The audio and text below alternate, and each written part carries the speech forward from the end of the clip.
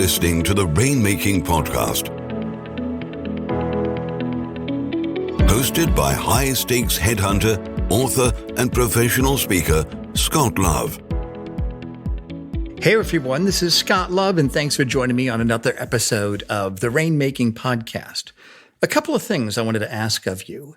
If you have ideas for guests on this show, people that speak on the topics of client development, client relationships, building trust, getting published, giving speaking engagements as a way to build thought leadership, overcoming fears of sales, anything related to professional sales, any of that, negotiation. If you know of authors where you've read their book and you've gotten something from that, if you know of speakers, you've seen them speak at industry conferences, at trade association conventions, let me know who they are. Just send me an email to scott@scottlove.com because I'm always looking for insights that can help all of us kind of raise the bar in what we do in terms of client development. Today, you're in for a real treat. Several years ago, I was in a bookstore. I picked up a book on sales. It was called How to Take the Fear of Failure and Rejection Out of Cold Calling. And I started looking at this book and I thought, I could have written this book. Look at that title. And I started thumbing through it and I said, that's a good idea. A few pages later, that's a good idea. A few pages later, that's a good idea. I bought the book. I've read it 3 times. And the author is our guest today on the Rainmaking Podcast. His name is Art Sobczak. Art has become a close friend of mine. I've known him probably for about 10 years when I started this podcast way back in 2009. Now, for the past 30 years, Art has helped salespeople and those in professional services say the right things to get through, to get in, and to sell, primarily using the phone as a tool. The most effective way to sell is still humans speaking to humans, and he helps them do that in a conversational, non-salesy way.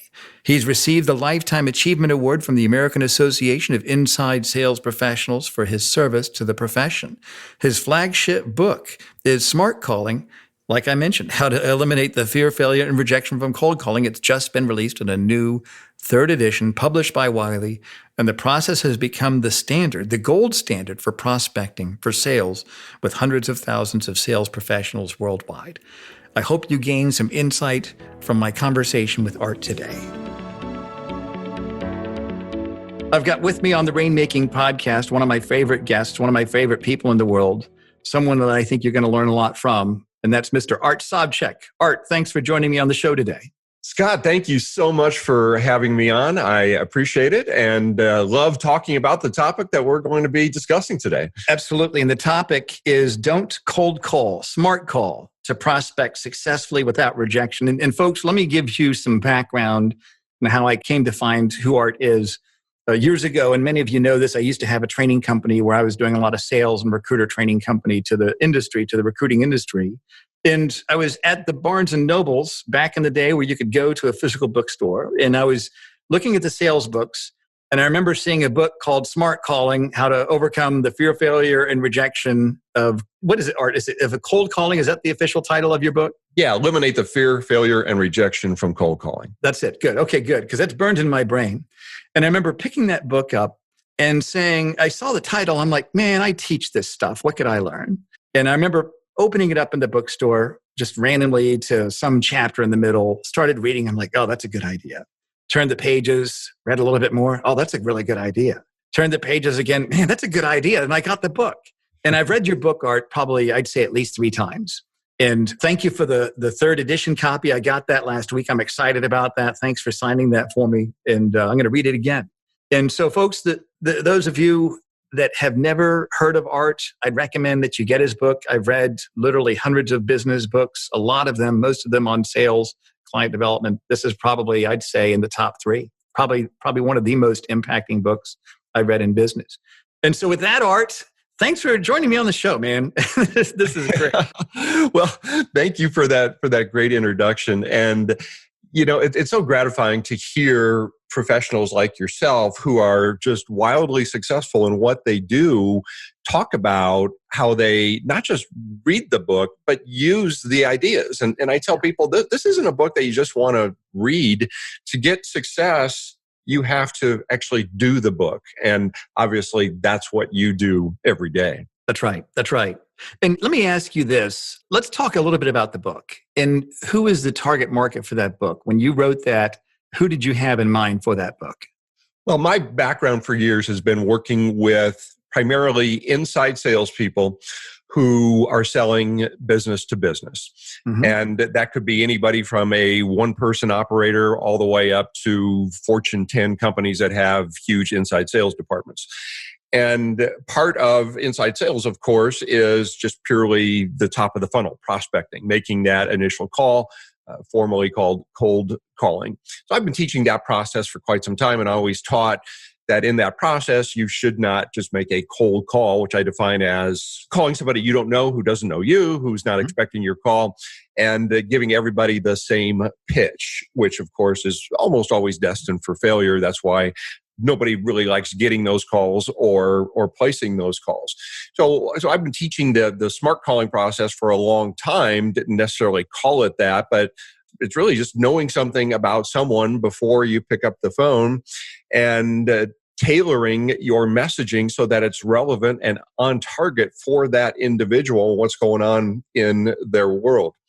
So what evolved from that was just the entire smart calling process when a publisher came to me and said, hey, will you write a book for us? And in the publishing world, publishers aren't looking for people who do not have an audience because they're being inundated every day with book proposals. What they do is they have salespeople that actually go out and they look for people that can sell books. So most publishers are not in the book sales business, they're in the book printing business. And they rely on people like us who have an audience to sell their books. So the timing was right at that point because I decided I wanted to make Smart Calling its own brand because there were so many people out there who were not just doing inside sales. Like in your business, we were talking, you go out and you meet the clients, you meet the candidates, but normally you're making that first contact over the phone. And I knew there was a huge market out there. So inside sales is a sub-niche of my overall niche, which really is anyone who needs to make an initial contact with someone that they don't know and primarily will be doing it over the phone. So that's a very long answer to a short question. Right. And I find that quite compelling. A lot of the people listening to this are in a type of professional services where some of them, it's absolutely appropriate to reach out to people on the phone. The other one, you want to try to reverse engineer referrals and set the odds up so that when you make first contact with them, it doesn't seem like a salesy sort of cold call where you have a warm way to make contact. You and I have a common acquaintance and so, you mentioned you had an issue. I thought it might be good for you and my colleague and I to have a conference call together or something like that. So let's kind of go more into the fundamentals of the book. Let's get with some definitions. When you say smart calling, what do you mean by that exactly? Well, smart calling, again, is placing a call where I've done some research about the individual that I wish to be speaking with, the company, and whatever situation or trigger events might be going on in their world that would make them a possible good prospect where I could potentially deliver some value. And the research could involve both online and offline research. There's more information available to us than at any point in history. Right. And then the other part of the research is what I call social engineering. And that is talking to people within the organization other than the decision maker for the purpose of learning something about them that's going to help me put together a more targeted and relevant and value-packed message. So let me kind of pause right there, Art, because you gave about 2 or 3 insights that I think we could develop a full half-day seminar on each of those. Okay. You mentioned trigger. What was it? Trigger. What was it that you said?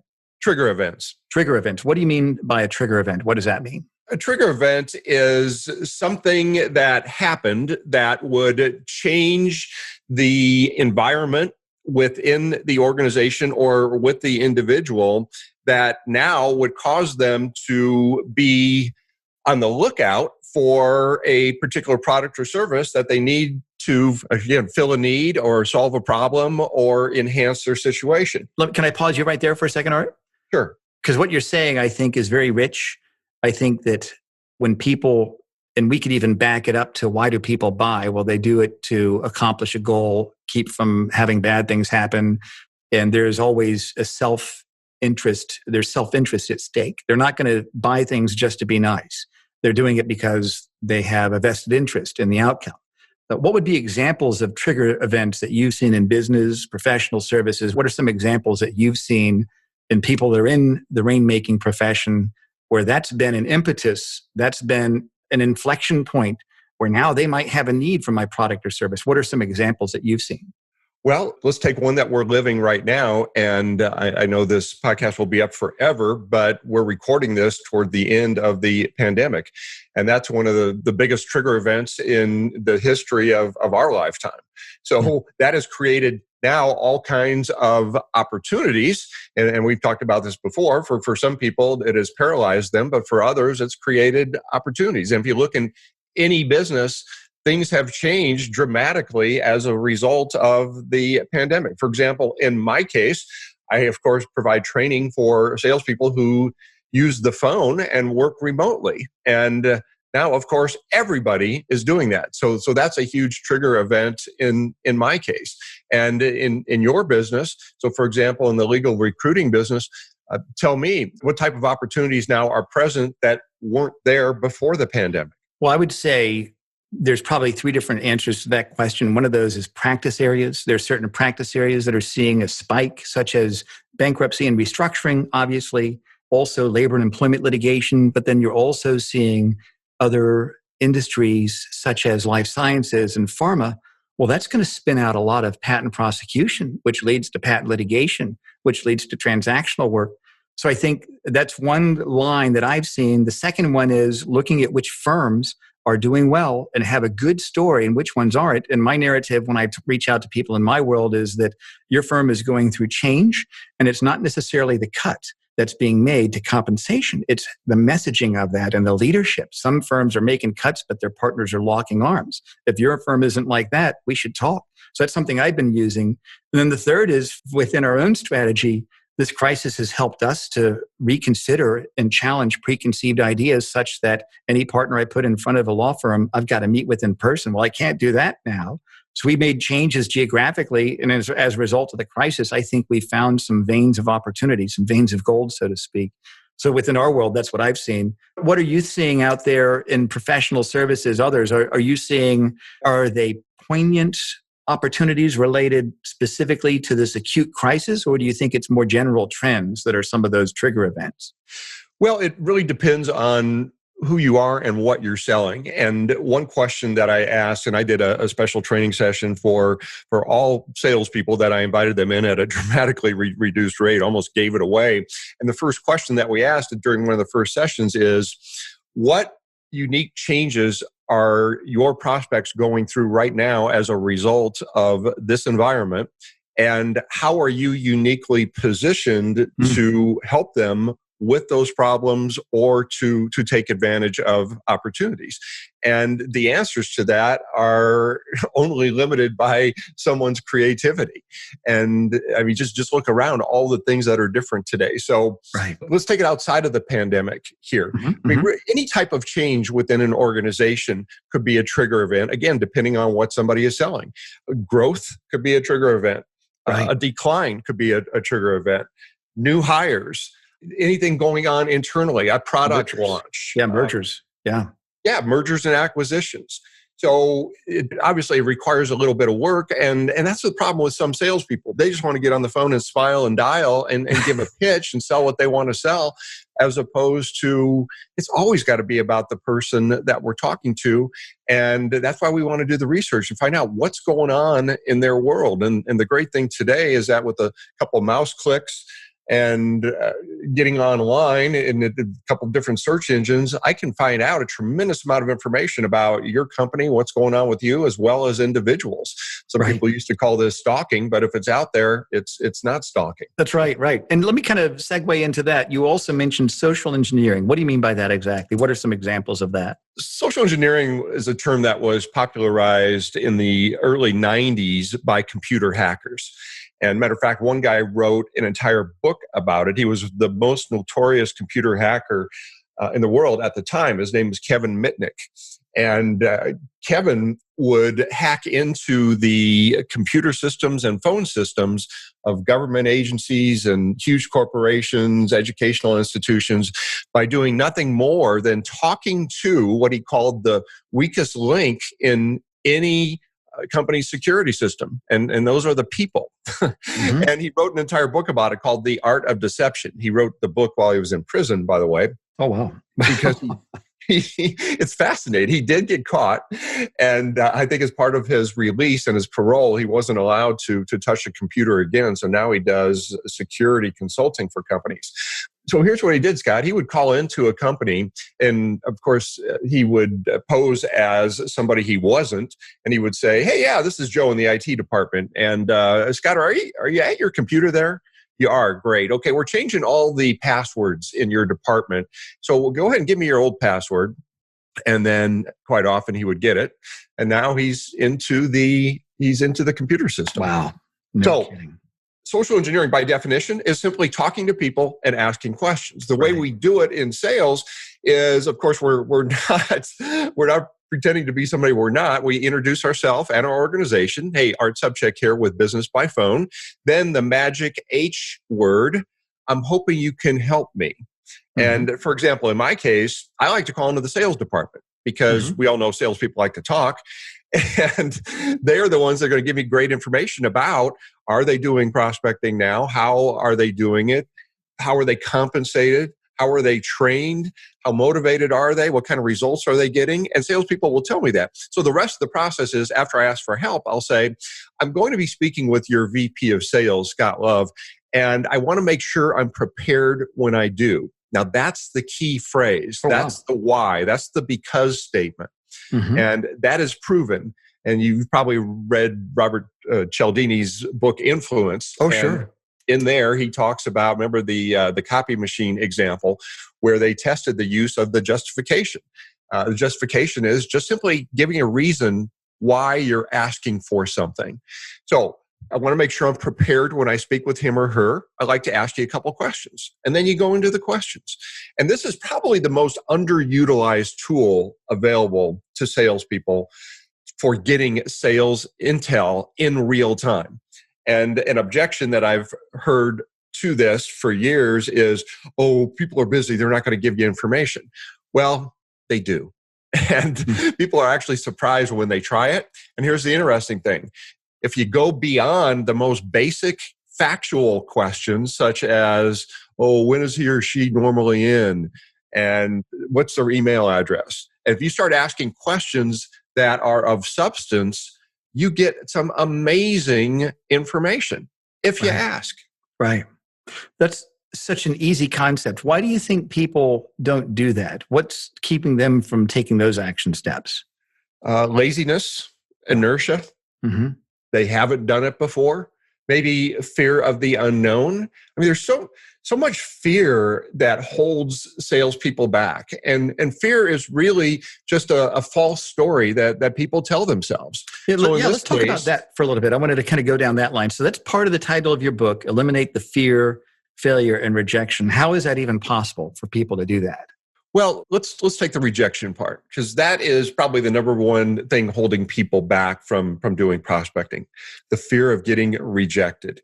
So my answer to that is, and this is what we do in workshops, I'll ask people, I'll say, okay, who here has been rejected before? And of course, everybody thrusts their arm up in the air. I'll say, great. How do you know? How do you know? And then here are the answers. Well, I get a no. Or they say they're all good. They say, don't call me anymore. Or it's their tone, their dial tone when they get hung up on. So then I'll ask everybody, okay, so those are things that happen to you, okay? Is rejection what happens to you, or the way you define what happens to you? And it is always the way you define it, right? Because it's the story you tell yourself. I can take two people, they both just got a no on a prospecting call. One is devastated. Oh no, I got a no again. I was rejected. I'm getting rejected all day long. The other person said, well, at least I found out that they're not in the market right now. However, they are going to have some changes after the first of the year. And I kept the door open for a future contact. Yeah, I got a no, but at least I accomplished something here. Plus, I learned something from the call. So who was rejected? Obviously, the one who told themselves the story about how they were rejected. So it's just the way we frame that in our minds. Everything is the way we frame it in our mind, isn't it? What do you think of people in sales that, in my own opinion, is I just never liked it because I felt it didn't really focus on the objective of every event that doesn't bear fruit. Where my own opinion, and I know you feel this way as you've indicated, is that there's no such thing as failure. It's just feedback. It's just information. And some people, they would look at, well, if my sale is $1,000, each time I get a rejection, that's $20. So you told me no. Well, thank you for the $20. So I've never appreciated that perspective because I really think it diminishes the goal of each transaction, which is to learn things. It's like a friend of mine was a professional poker player. And I remember asking him, when you play cards, when you play poker, do you have any goals that you set? Do you have a win rate? And he says, well, I have no control over the cards. I have only control over my decisions. And so my two goals that I have when I play poker, and he was very good. He said, number one is to make correct decisions. And number two is to learn something. And if I make correct decisions, and if I learn something, even if I lose in terms of my winnings for the day, that was a result of that was a good day. That was a successful day. What do you think about kind of parsing it into that level? $20 for each rejection. What do you think about that, Art? I know that's a common theme I've heard in sales over the years. Yeah, I'm with you. I really didn't buy into that because you're almost telling yourself a lie there. It's like, well, I just made $20 on that call. No, you didn't. Because you didn't get any revenue from that call. However, again, I could accomplish something, which would be, like you said, getting a win of some type, and then also planting a seed for the future. Right. And planting a seed could be something like, Scott, I know we're not in the market today, but the next time you notice this happening, okay, and then you paint a picture of a scenario, keep in mind that we can potentially help you with this. And then you draw a picture of the potential end result. And that could be something that is productive. And in addition, yeah, I agree. We should learn something on every call, or else it was a lost opportunity. Salespeople could get a graduate degree in sales if they just asked themselves two questions after every single call. What did I like about that call? And number two, what will I do differently next time? You know, I think we could have a whole show just on this, Art, how to turn failure into profit. And one thing I do, and I've mentioned this before on this show, but one thing I do, I keep an Excel spreadsheet. And I've been doing this for about 3.5 years. Every day, at the end of the day, I keep track of two things. What was my greatest achievement? What was the one thing I did that I'm really proud of? And what was my biggest lesson learned? And the lessons that I learn, those are mistakes. I didn't call somebody back soon enough, or whatever it is. And I document that every day. Then I also document on that same column or the same row, I have a column for my two metrics in my business: submissions, number of resumes I send to clients, and number of interviews per day. And I try to track that every week. And so I've been doing this for over 3.5 years, Art. And what I do every couple of weeks, I look over the column of lessons learned. Each day, I look back the last 2 or 3 months, and I try to find the same mistakes I'm making over and over again. And then I look at, is it a character issue? Why am I making that same mistake? Am I afraid? Do I need to change the lens through which I look? What's the reason for that? So I think if people just look at that, if they look at fear, failure, and rejection, no, it's learning experiences. There's no such thing as fear. There's no such thing as failure. There's no such thing as rejection. If you've got something to show for it, and if you've learned something, you've got something to show for it. What do you think about that concept, Art? And it's no wonder why you're wildly successful in your business, because you're doing that. And that is something that many salespeople don't do. And they keep on committing the same mistakes over and over and over again. And as I talk about in the book, one of the best ways to get good at anything is avoid the mistakes that most people are making. And You're taking that even a step further on a micro level and analyzing each and every day and picking out. And I'm sure they're not major mistakes, but the better you get, what happens is we're fine tuning the little tweaks that can move mountains. And that's what you're doing. And the very best salespeople that I've ever been in contact do that. And it's not that tough to do, right? Right. That's right. Well, Art, you have so much wisdom that people can benefit from. And one thing I'll say this is that some people listening to this might be in the type of profession where they're not used to making outbound cold calls, and it's just not appropriate for them to do so, but they need to make outbound connections, such as reaching people that chair conferences to get on a panel, or to get a quote, or to follow up on a referral, or just to keep in touch with people that have already indicated in the past that they want to do business with them at some point. One thing I've seen, and this from my perspective of talking to a lot of attorneys, I talk to a lot of them, and there are a handful of those that have built successful practices, and those that are wildly successful have a deliberate and intentional plan in place. Where one young partner built a successful business, he said that my goal is to have 50 connections each year that are significant, right? And it's very significant, such as I'm going to reach out to this trade association to get out. And I'm like, how'd you come up with number 50? And he said, it's one a week. If I just make one significant connection that's a successful connection a week, then I'm moving my practice forward. So your whole concepts are towards people that are traditionally in a sales role, but I think that anybody that's in a business development capacity, which means every professional service provider that has to generate business, can learn from your concepts, even if they're not quote unquote salespeople. They really are. And so tell me, what are the offerings that you have if people want to get access to your smarts? I know they can get your book, but what are some of the other resources that you have that people can benefit from if they want to take action on what you're talking about? Yeah, let me first go back and just highlight what you had just said there. True, I primarily work with salespeople, but as I mentioned in the book, the concept is really for anyone who needs to reach out to someone and make a connection and reach out to someone that they really don't know yet. And of course, if it's a referral, that is actually preferable. But if it's not, I mentioned sports recruiters, people who are doing fundraising, people who have to get volunteers for their church or organization.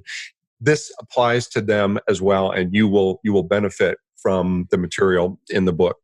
As far as everything else I have to offer, I would suggest that people go to my site, smartcalling.com, because there you can pivot off and find just about anything else that we have available. Tons of free content, audio, video, blog site there.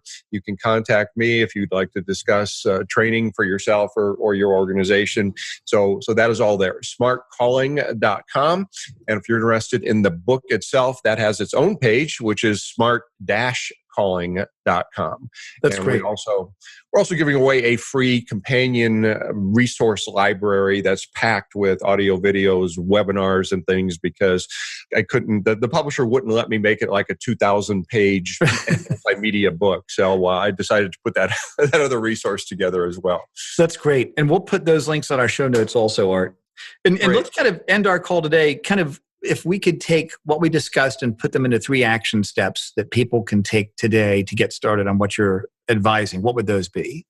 Well, the first would be, it all has to start with your mind. And I firmly believe anybody in sales or business development, probably 95% of what you accomplish is due to how you feel when you're doing it.